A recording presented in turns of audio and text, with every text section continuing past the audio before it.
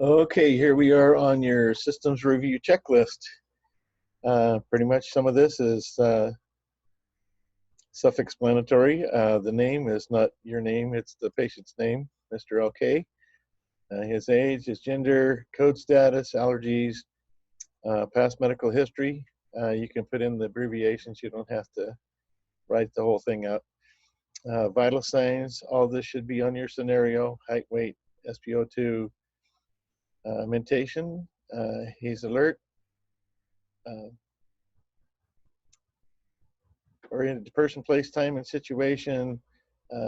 He's a little anxious, so you can type that in down here under mentation. He's a little anxious because of his difficulty breathing. CMS, that's circulation, motion, and sensitivity. Does he have any numbness, tingling, headaches,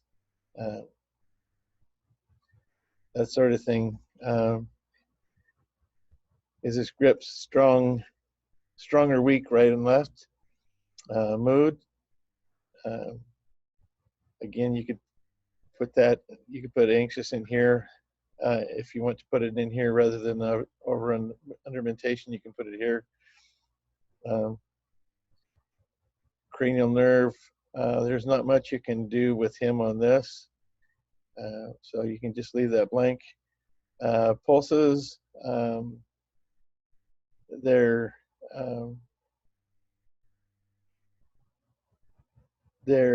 weak, and the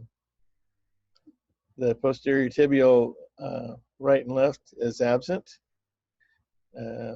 So you put in found with Doppler here. You put absent under right and left, and then found with Doppler. Heart sounds, he has an S1 and S2. Edema, he's got 4+ pitting edema, so you would check the 4+ here, and it is pitting, and it's both feet, both ankles, and both legs. Breathing, he's has labored breathing. O2 sat was 86, I believe, on, or no, this is for his O2. He's on 6 liters a minute, and you put NC or nasal prongs, NP here. Breath sounds, he's got crackles, and it's throughout all lobes. Just type in all there, something to that effect. Anterior, posterior, right and left. He has a productive cough, pink frothy sputum, no odor, admin, soft, non-tender, not distended. So you have to fill in, those are the 3 things that you want to know for the abdomen. I just wanted to add that it's okay if you, in fact, would probably prefer it. It's a whole lot easier to read if you do these by hand. Be sure and use black or red ink, or black or blue ink. Don't use red, that's ours. Anyway, breathing, he has labored breathing. Again, we went through all that. Abdomen, soft, non-tender, non-distended. Active bowel sounds, all 4 quadrants. He's continent of bowel. His last BM is on the scenario there. I didn't look it up. I'll let you guys do that. He's continent of urine. He does have a Foley now that they inserted an ED. It's an 18. Balloon size is 10 cc's. Nothing here. And nothing under that. He has on vision, he has glasses, hearing aids. I think he has, does he have a hearing aid? No hearing aids, I guess. Um, he can distinguish odors. He doesn't have any problem there, so just use your imagination there. Mucous membranes, they're pink. Teeth are natural, intact. Uh, and also you should put pink and moist.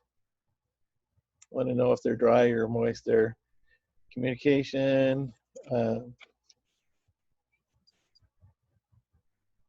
We lied back on hearing aids. He does have hearing aids.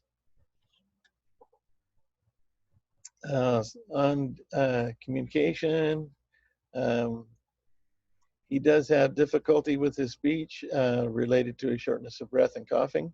So you'd want to write that in down here.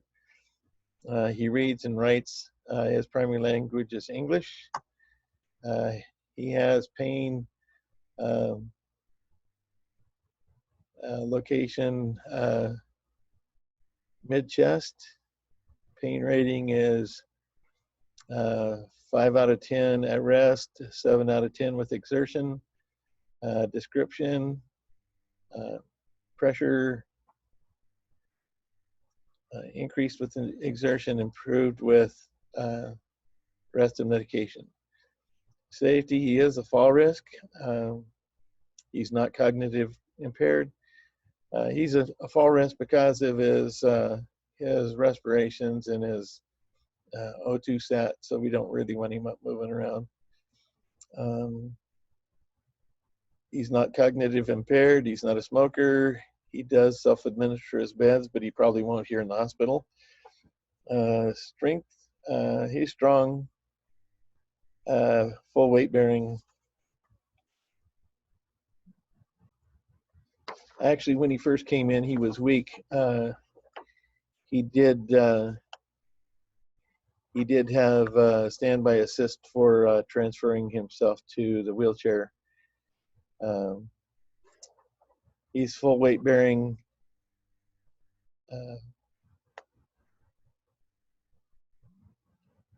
Range of motion, he's active range of motion.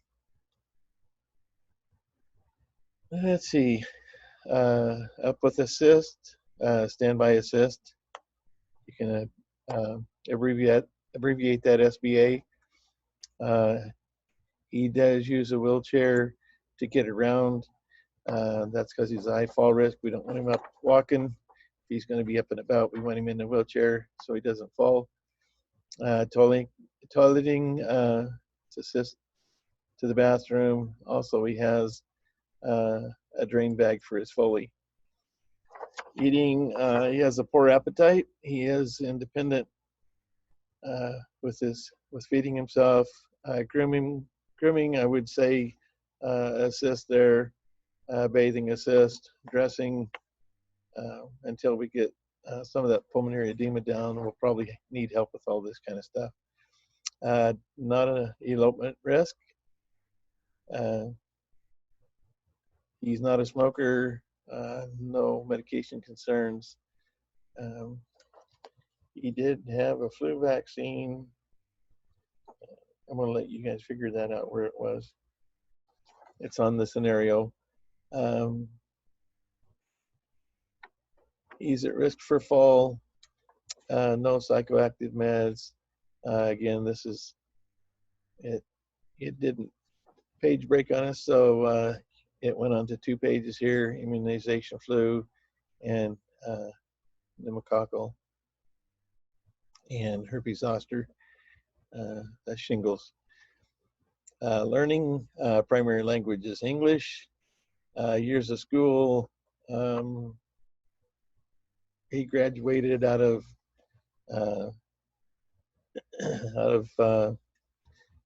with his bachelor's plus his teaching certificate. So he probably completed probably 16 years of college. He did graduate. Preferred learning style, I would say individual. You can make up your you can be creative there. Put in there whatever you want to. Integument, is cool.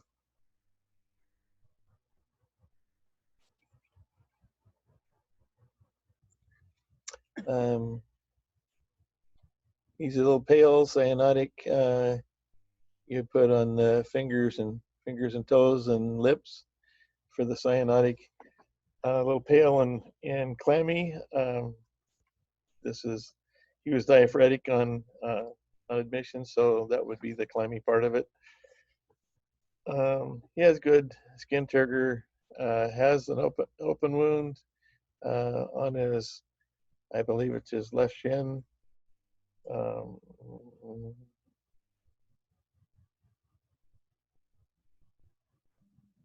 yes, left shin has a weeping lesion.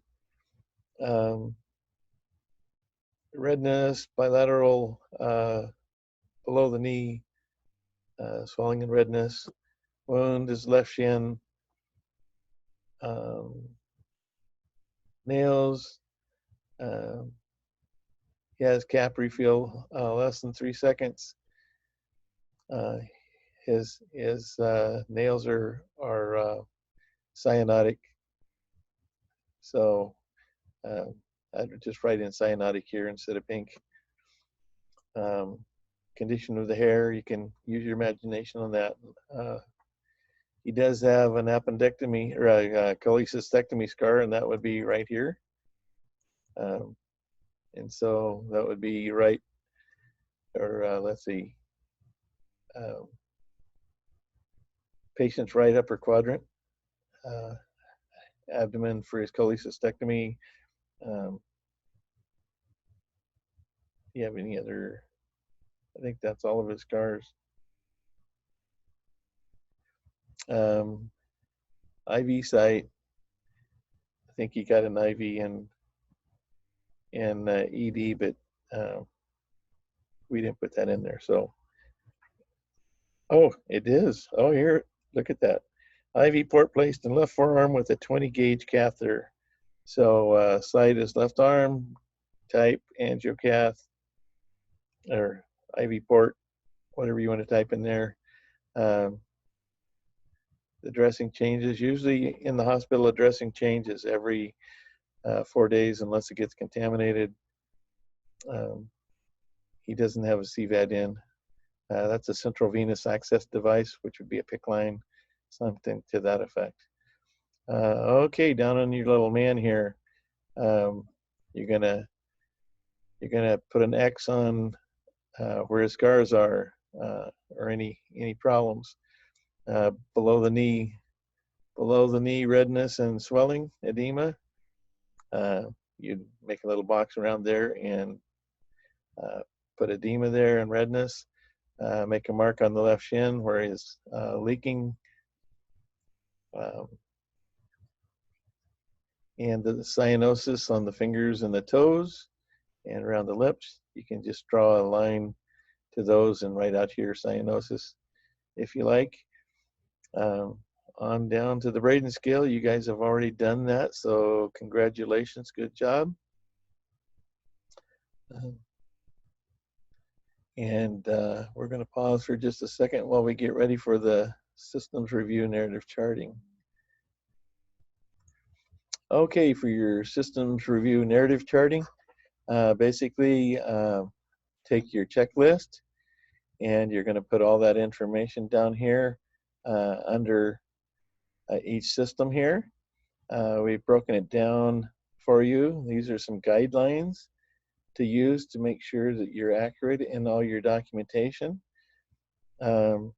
If I take anything with me as I leave school, this would be one of the things that I would take with me. So when I'm doing my charting outside in the field, this is my little checklist that I would use to cover all the things that I needed for each system. Just go over Mr. LK and go over the things that you've charted on your system checklist and put them in a narrative under here. Okay, that's pretty self-explanatory. I'll give you a checklist here. And so Happy recording and documentation. Okay, on to pertinent medical diagnoses. This again is pretty self-explanatory. Lori has done diabetes 2. The two that I would prefer you do would be congestive heart failure and pulmonary edema, since those are his two most pertinent medical diagnoses as he comes into ED. This is you go over what the disease is, and it just gives you the directions here if you want to go over that. I don't want to insult your intelligence by reading this to you, but mainly looking for what is a disease,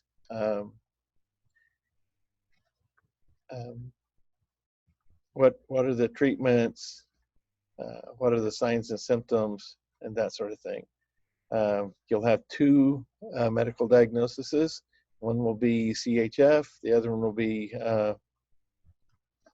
pulmonary edema, and you'll have two paragraphs, one for each medical diagnosis. We went over labs and diagnostics already. Medications,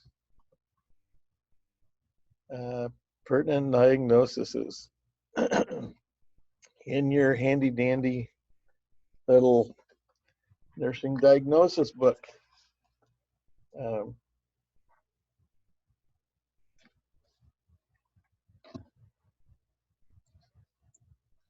that would be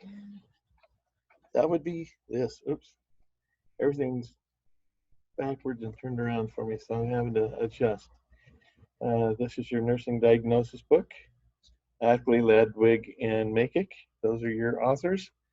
That's pertinent information because you're going to need to know that for your references and your citations. So first of all, we're going to go over what is a nursing diagnosis. That is a diagnosis that the nurses are able to select that is mainly for the nursing care rather than the medical that the doctors would take care of. This is for a diagnosis that the nurses are going to, this is a care that the nurses are going to provide rather than like on a medical diagnosis. First of all, you look at the patient from the nursing perspective rather than the MDs. Basically relates the medical diagnosis to the patient. How does it reflects how it affects their ability to cope, how to manage their daily lives, their ability to work, how to support their families, to manage their own personal care. How are their lives altered by their nursing diagnosis? So you're going to get all this information out of your NANDA book. And going back over nursing diagnosis, you'll probably get this in fundamentals later on, but nursing diagnosis is into three parts. It's nursing diagnosis. An example would be impaired gas exchange. That would be related to the patient having pulmonary edema and CHF, and as evidenced by pink frothy sputum, O2 sat of 86, increased heart rate, increased respirations, and that sort of thing. So let me share the screen with you here.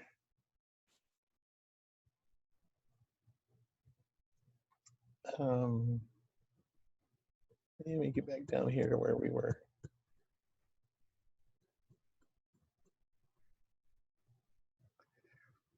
So you're gonna select 2 nursing diagnoses for each medical diagnosis, 1 goal and 2 interventions with rationales for each nursing diagnosis.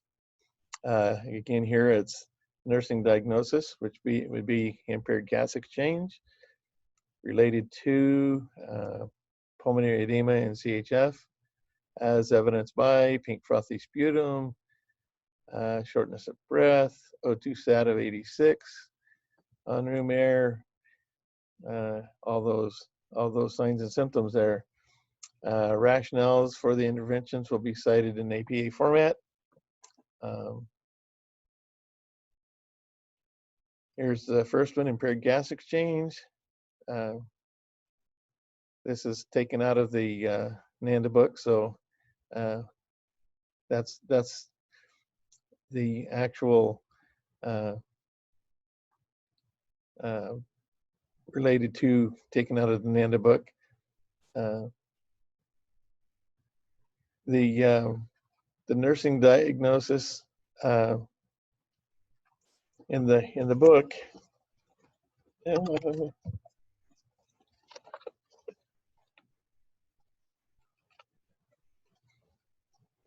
I'm going to unshare the screen here.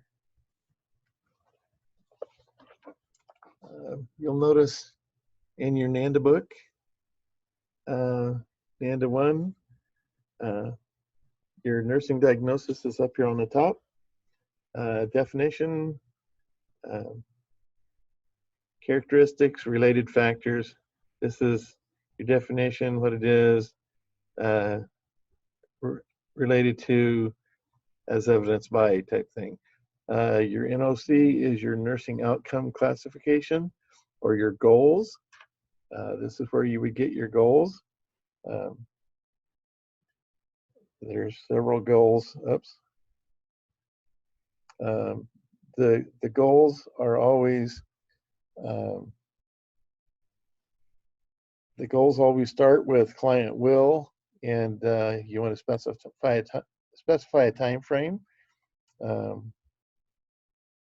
I would say that with this patient, we want to have him his O2 sat above 90 degrees on room air, and we would like that to happen within the next 2 days. And the interventions is we're going to put him on O2, and we're going to monitor his O2 sats every 4 hours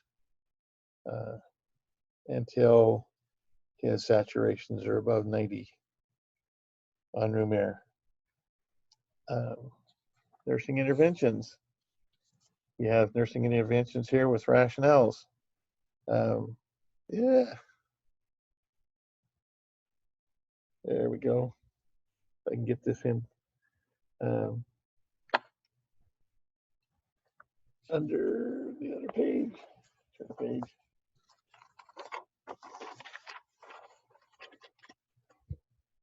Okay, get this in here where I can see.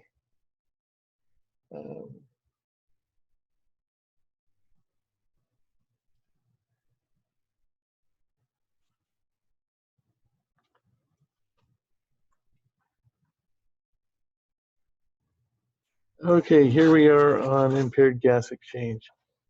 So there's your the nursing outcomes, the client will, and interventions. There's a whole ton of interventions here on this page here. And trying to find something here. It's not. You'll see at the bottom here where it says at the bottom of the page, see EB, EBN, and EB. That's classic evidence-based research. EBN is evidence-based nursing, and EB is evidence-based. And as you go through your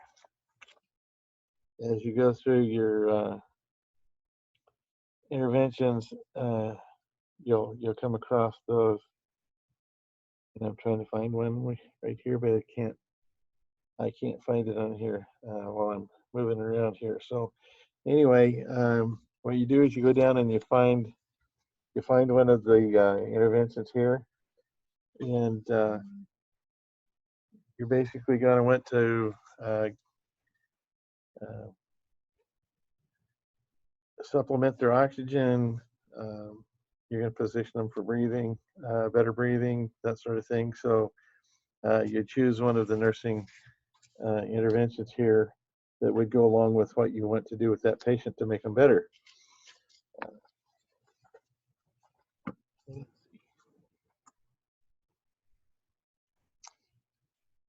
So under rationale, you'll notice that under your interventions, this is basically where you're doing what you're doing. And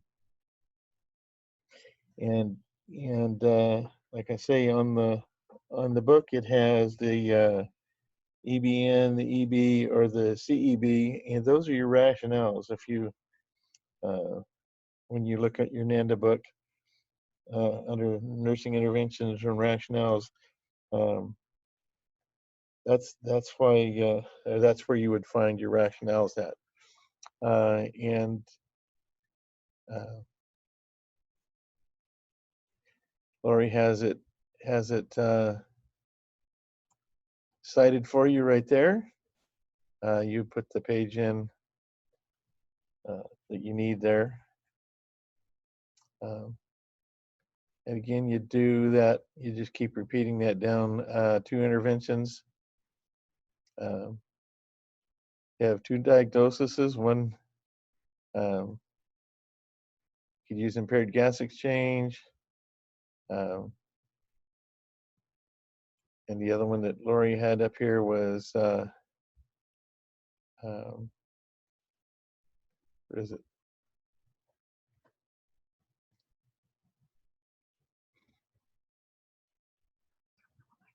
I think that's the only one that you have is the impaired gas exchange. Another one you could use is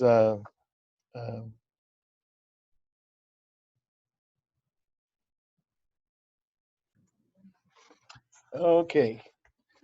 So this is how you're going to find these. In the front part of the book, you'll notice a green section here. You'll open that up and find something that pertains to your patient, and our patient has dyspnea, right?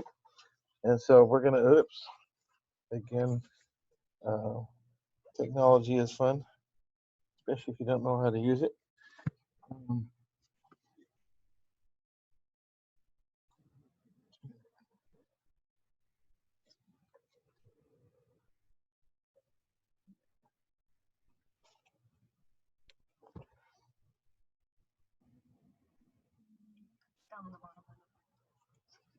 So dyspnea is over, oh, it's way over here. There's dyspnea, and you'll see in bold letters different nursing diagnoses under dyspnea. Activity intolerance, which he probably has a little bit of that. Coming up here, breathing pattern, ineffective breathing pattern, fear, there we go, fear, impaired gas exchange, and there it tells you the related to. And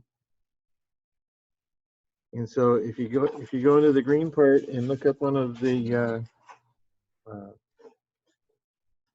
symptoms, you can find different nursing diagnoses that would fit your patient.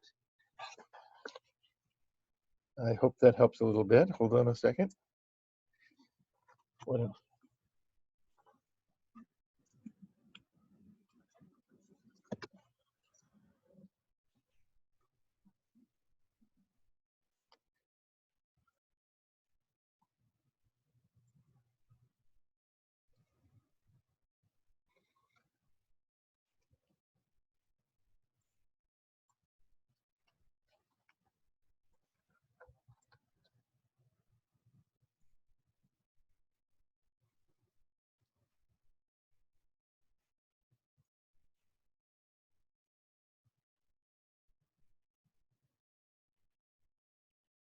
Oh, I thought I'd pause the recording, but evidently not. Here we're still going. Under references, it's Ackley, Ladwig, and Flynn, Nursing Diagnosis Handbook, an evidence-based guide to planning care. This is your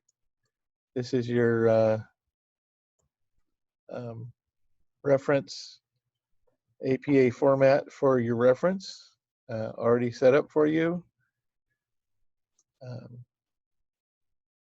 So there you go. Make sure your references are all formatted this way. Here's different ones for different types of, you have Davis Drug Guide, CDC website. So that's how to, you don't have to put retrieve from anymore. That was the 6th edition, and we're on to 7 now. So they've taken this out, so you don't have to put the retrieve from there. But notice how it's formatted here.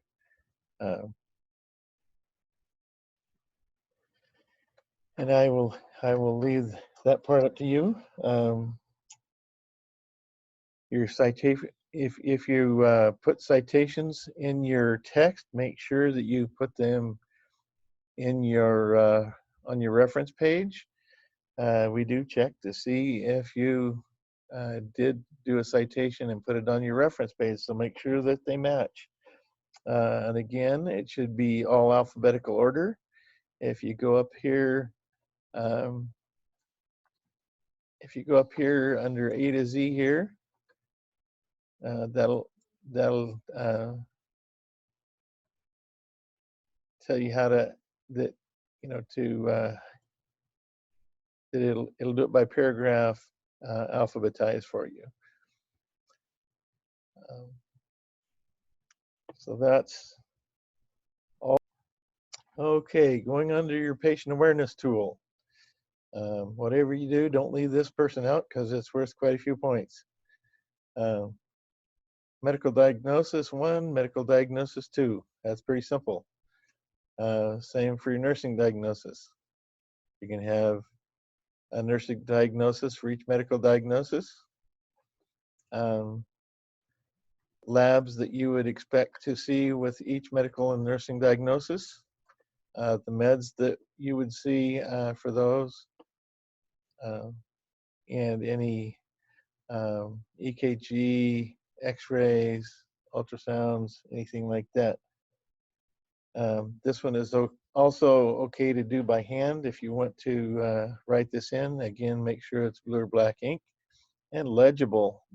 If we can't read it, you don't get credit for it, I guess, because we don't know what you're saying.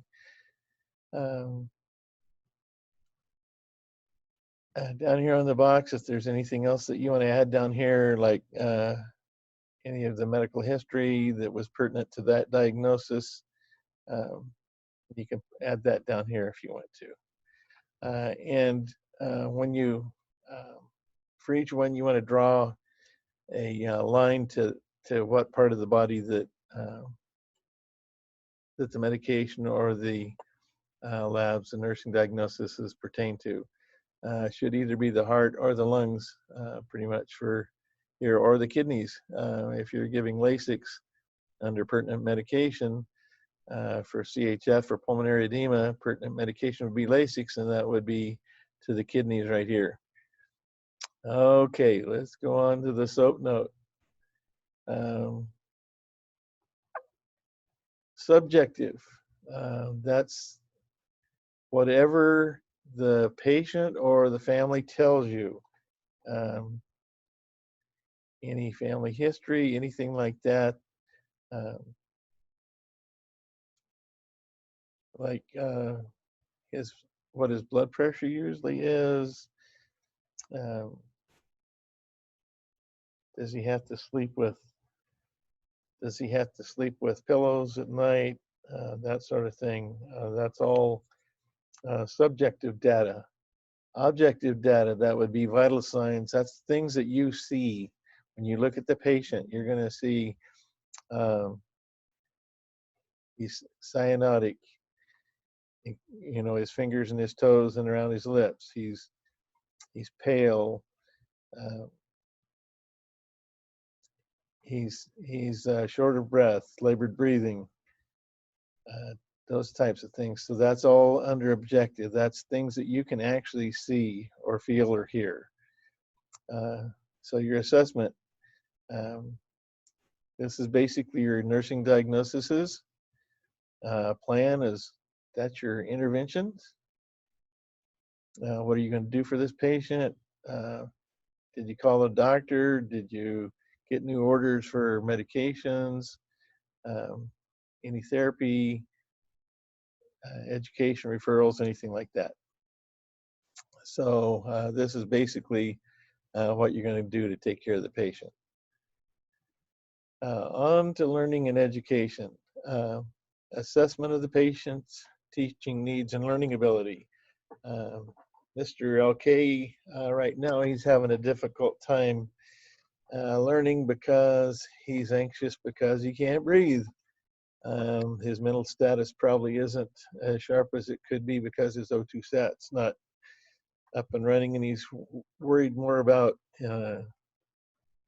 being able to breathe than anything else right now. So I wouldn't try to educate him until we get him a little more stable. From your teaching points, under the learning ability, kind of went over. You know, he's a high school teacher. He has hearing aids, so it's probably going to be better to, he wears glasses, so you want to make sure he's got his glasses if you're going to teach him anything, if he has to read anything. His barriers to learning right now are his shortness of breath, and it's just his physical status at this point is learning, a barrier to learning. I want to make sure that put down what English language he speaks, whether he likes to be taught by, talking to him. Does he like to read books? Does he like to watch videos? What's the best way that he likes to learn? Teaching points and rationales. Go back to your NANDA book and to your nursing diagnosis, and I'm going to try to bring up the NANDA book again and show you. Oh, there we go. Client teaching and discharge planning. This gives you information on what you want to teach the patient. And again, the CEB or the EB is your rationale for those teaching points. And so, again, you'd want to cite your book. Choose the things that you would want to teach for this patient. Always make anything that you put on your patient portfolio, make sure it relates back to your patient. The portfolio should be a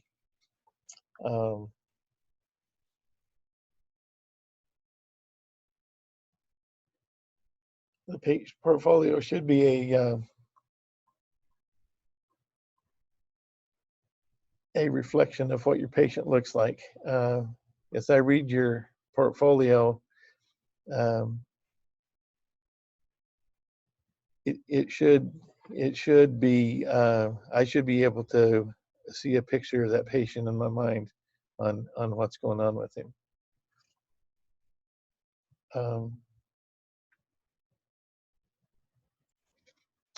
Okay, on to patient education paragraphs.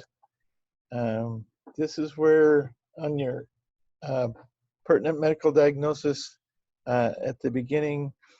That was all in medical terms. At this section, you're going to convert that to layman terms, like you would be teaching a patient or family that knows nothing about medical stuff. So you're going to use this to teach Mr. OK and his daughter about what's going on with him. You're going to, again, go through basically what you said in your medical aspect, and you're going to convert that into how are you going to tell somebody that doesn't know anything about it. And again, basically, what is the diagnosis, treatments, and signs and symptoms. And you can, again, use the two medical diagnoses here that you used on the prior page. References. On the reference, you list all references used in your work, APA format. Use the in-text citations appropriately, and your citations and references should match. All that should be, it should look like this when you're all done. And this is a example of if you use American Association for Clinical Chemistry, the AACC 2019, if you use it once for potassium, that would be A, once for sodium would be B. And here's how you cite that. Again, we don't have to do as retrieve from or anything like that. You just put the online site address there. All right. Okay, one last thing on your portfolio, your table of contents. As you can see here on the instructions, and the same with the blank copy, we've kind of put all the sections in here for you. Your part in this is putting in a page number, and this should relate. I should be able to look at this and turn to that page. If I just want to go to your patient awareness tool, I should be able to look here and say patient awareness tool is on page whatever. So your job here, and this is worth a point, so make sure all your page numbers are on here. You don't want to leave that out, because it makes it easy for us to find it if you put the page numbers in there. All right.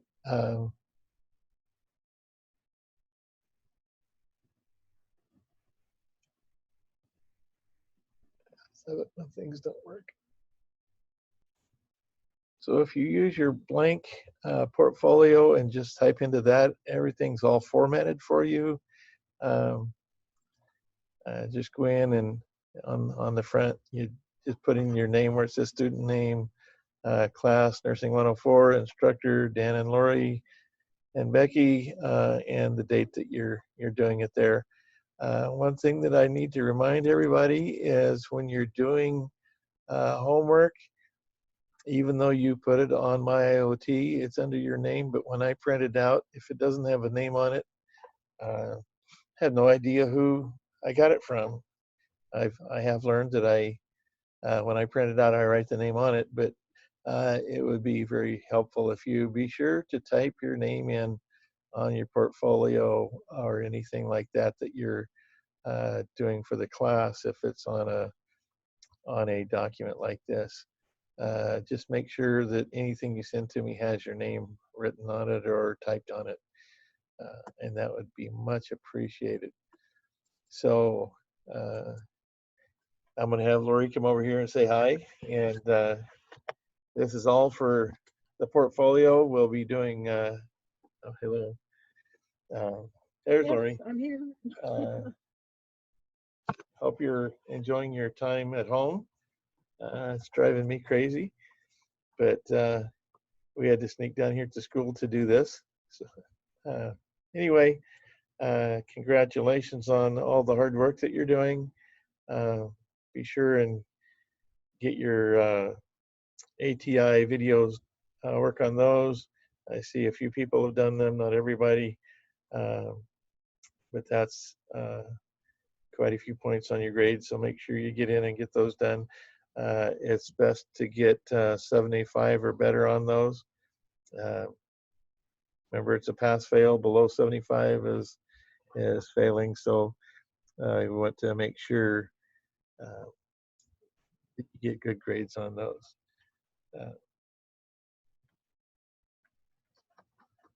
So from now on, you need to spend about 15 to 20 hours a week doing ATI videos or